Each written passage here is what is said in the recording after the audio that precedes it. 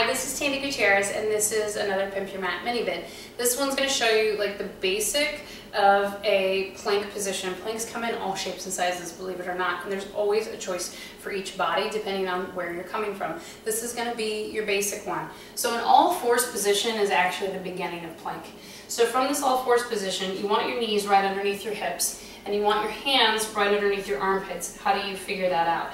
You lift it up, put it under your armpit, and then press it down to the ground. Same thing. And then sort of shift forward a little bit. Spread the fingertips really, really wide. If they don't move wide, go over there and give them a little bit of a help.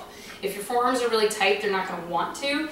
Then you're going to spin the eye of the elbow forward and give a little bend in your armpit. In this position, press your feet and your shins to the floor and press out of the floor. So notice we're not rounding into a cat position. Totally legitimate, it's just not what we're doing today.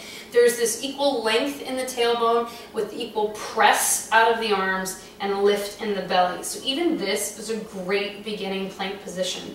So if you're doing the longer workouts with me at pimpyourmat.com and I say choose the plank position that works for you, this just might be the one that you're at right now, which is totally cool and builds a lot of strength.